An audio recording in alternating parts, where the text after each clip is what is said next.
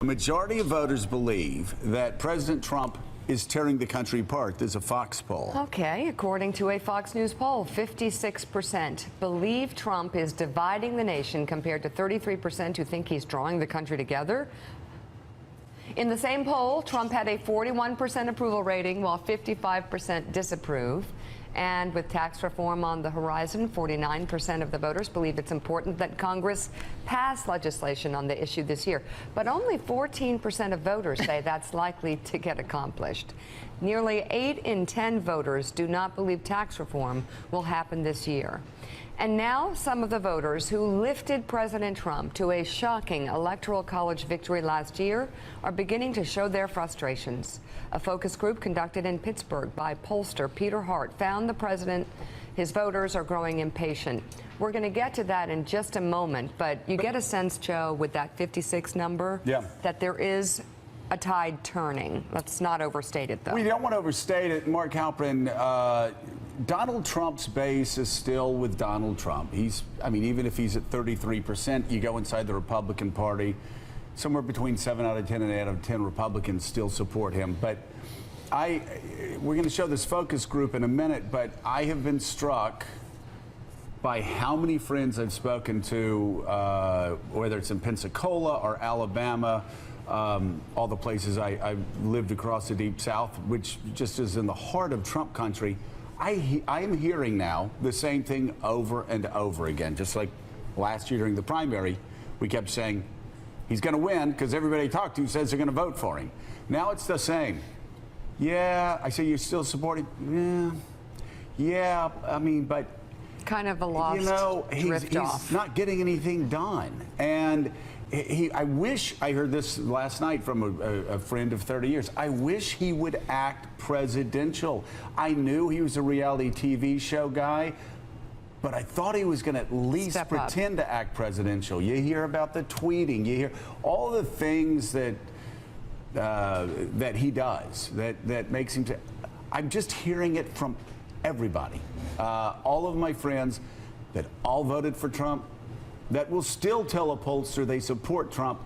It's frustration, and it's widespread. You know, you hold in one hand the daily drama, the daily back and forth of the tweets, the controversies, etc., and then you hold in your other hand a calendar showing the number of days Congress is going to be working between now and New Year's Day. And the first hand overshadows the reality, which is if he's going to get anything done and keep the base happy and maybe expand the support, he's going to have to get things done in Capitol Hill.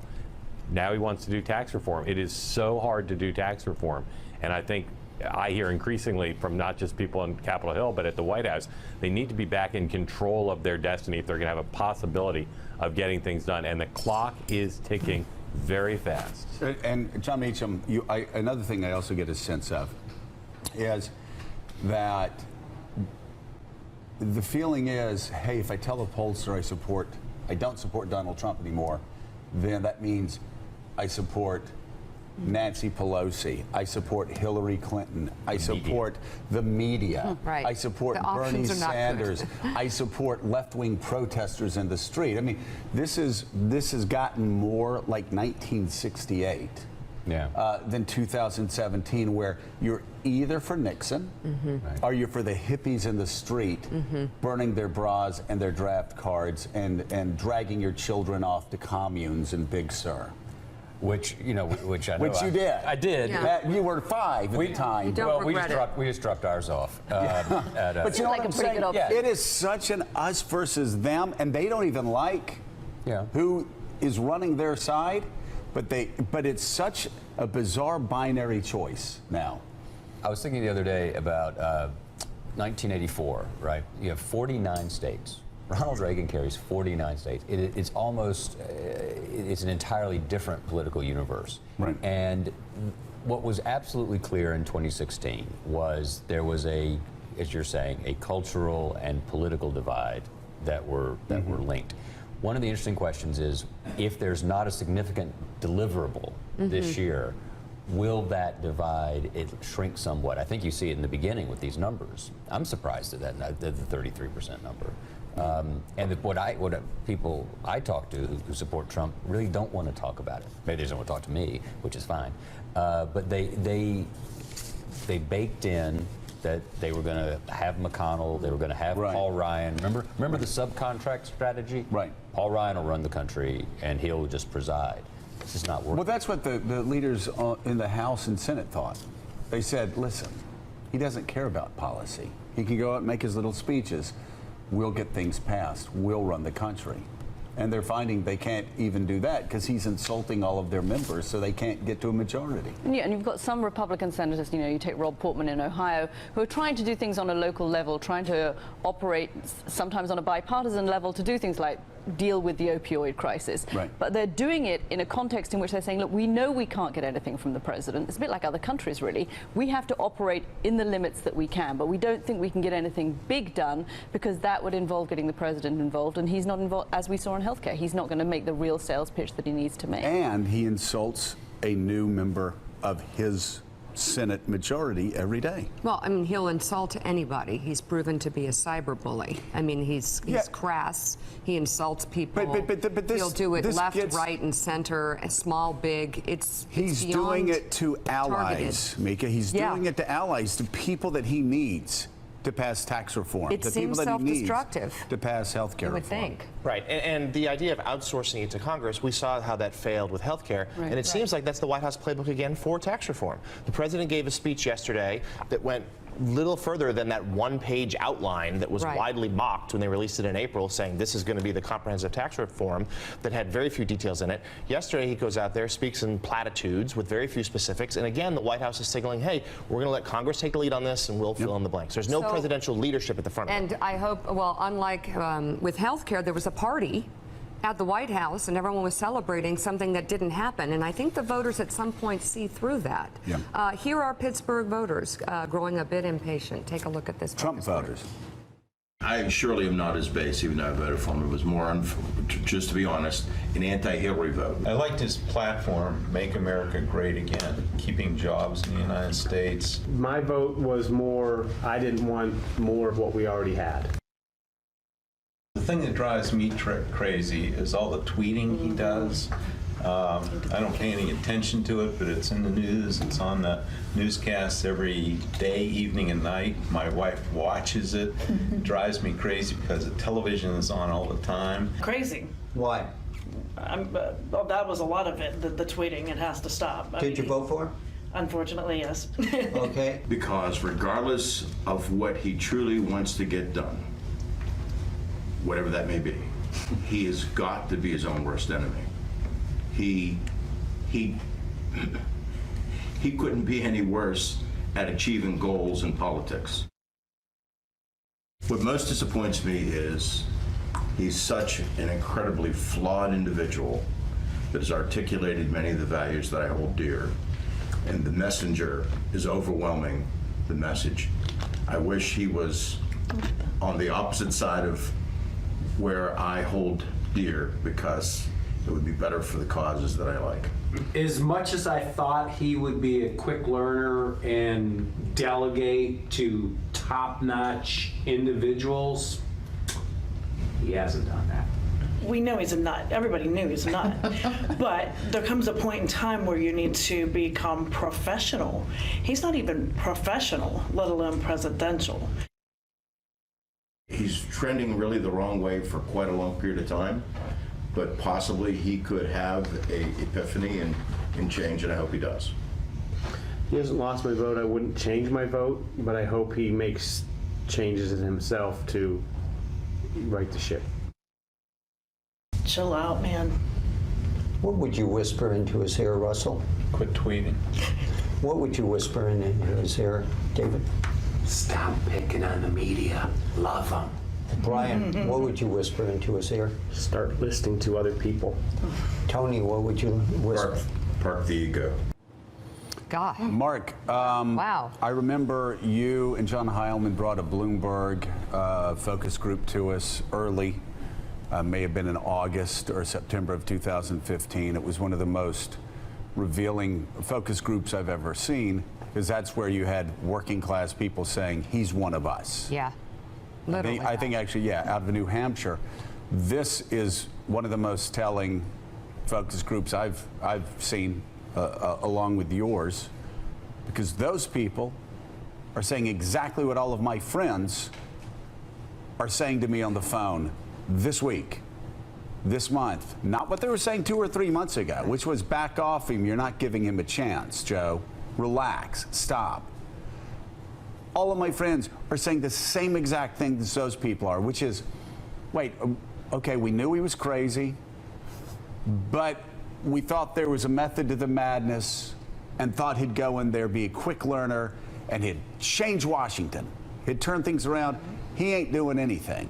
And that's exactly, from Pensacola to Pittsburgh, you know, it didn't take me long knocking on doors when I first ran for office. You get to the 4th door, and 3 of the 4 people are saying the same thing when you open the door. You're like, okay, this is more than just anecdotal evidence. This is a trend, and it always proved to me this is where Trump voters are right now.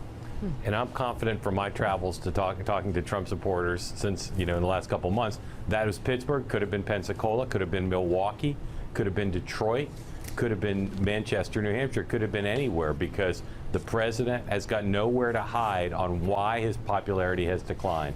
And it's the 3 things you heard there, again, that we all hear everywhere.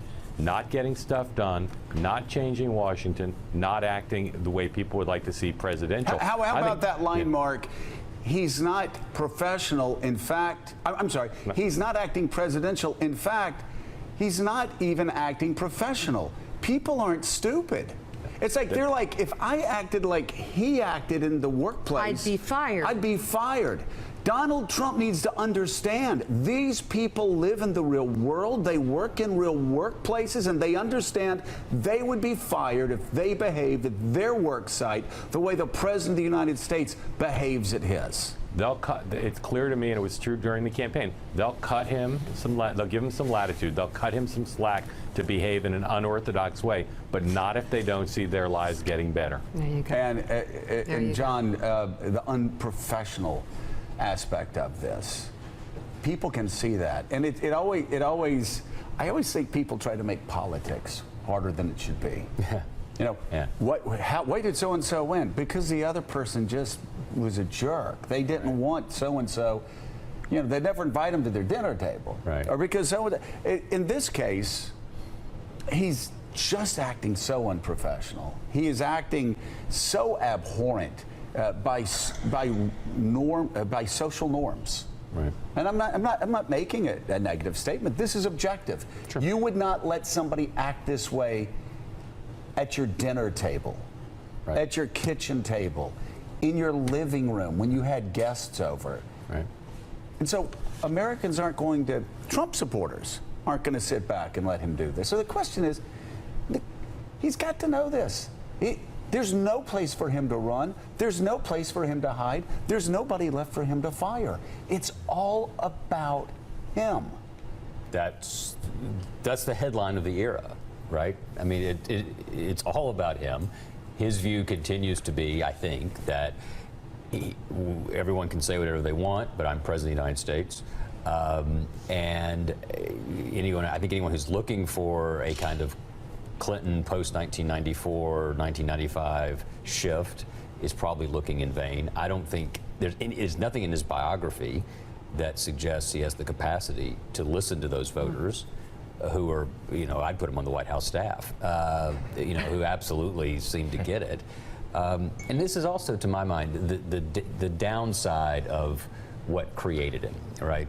Great tragedy is always about, you have the vices of your virtues. He has become culturally ubiquitous. That made him president, but now it is making him a very ineffective leader. Do you know what else is so interesting? The exhaustion. Like the man who said, "My wife always has the TV on, and I'm so exhausted by it." You see this with every presidency. I remember in 1986 for the first time seeing this. Ronald Reagan, the great communicator, he could go on and he could wow them. But by 1986, they're just tired. Yep. They had seen this act, the tilting of the head, It just wasn't going to do anything. Donald Trump is already exhausting voters because, like you said, he's ubiquitous. Yeah. He's everywhere. He's every day.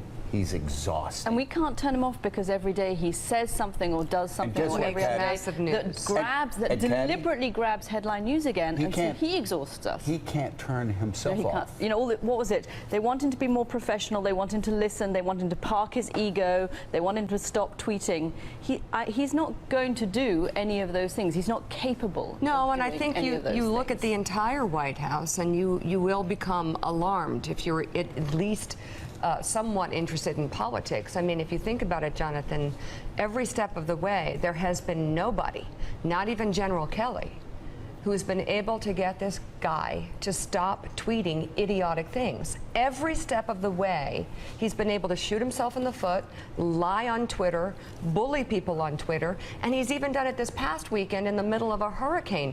This guy's not right for the presidency, and that's not me being, oh my goodness, that's a liberal reaction.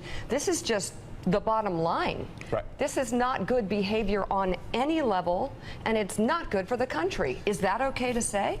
The narrative with General Kelly has already sort of shifted, where he's getting the White House staff in line, and we've already seen some high-profile departures. Steve Yeah, but Bannon. the guy's got to stop tweeting. Exactly Bottom right. line, like Exactly I'm right. leaving. If you tweet one more time, you lose Right. General Kelly. Why can't that be said to him? That is not. General Kelly has not been able to say that to him. because That's amazing. The chief of the staff has reined in some of the staff. He's rid of Steve Bannon, of Staff's Sebastian not the Gorka, problem. but he has not been able to control the principal. President Trump, in fact, has seemingly deliberately rebelling against these stories that General Kelly is bringing order to the White House, and instead seems to be acting out more and more, deliberately pushing against the limits of the control of his chief of staff, that he's going to be his own man. And he is a singular, to your point, a singular figure who's inescapable, particularly in the age of social media, where he is everywhere. He is everywhere. He's in everything Hey, we he talk can be about. everywhere, but he needs to be a positive force and the leader of our country. Unfortunately, he is not. we have seen this before, Mark, through the entire campaign, that every time stories came out that somebody was coming in to try to bring discipline upon him like a child, and I've got to say, I'm not even trying to be funny, but like a child, he will actually strike out and start acting more wildly to assert his control and bring chaos to a situation where everybody's panicking and trying to bring order. Yeah, and look, we haven't talked about, because of all the other news, we haven't talked about the stories that are out today related to the Russia investigation, but partly what's happening now is the pressure that's on him because of the Russia investigation, and we all know that that is the kind of pressure that causes him to behave in ways that are far from presidential and far from productive, and no one, not his family, not his new disciplined chief of staff, no one can control, and all of that is far from going away. So if people in the White House are thinking about a comeback or a change, etc., finding a way to get him to operate as a functioning president while an independent counsel, congressional committees, the New York Attorney General are all scrutinizing him with subpoena power, that is quite a challenge. Well, still ahead on Morning Joe. Apparently the White House doesn't like equal pay either. We'll get to that. We'll go live to Texas as daybreak brings another round of nonstop search and rescues. We've got new updates throughout the morning. Plus, for the third time in recent days, Defense Secretary Jim Mattis appears to push back at the president. And this time it involves North Korea. And later, President Trump calls up the top senator investigating his son's Russia contacts. We'll tell you what they discussed and why the Washington Post says the timing of their talk raises some questions. You're watching Morning Joe. We'll be right back. Thanks for checking out MSNBC on YouTube, and make sure you subscribe to stay up to date on the day's biggest stories. And you can click on any of the videos around us to watch more from Morning Joe and MSNBC. Thanks so much for watching.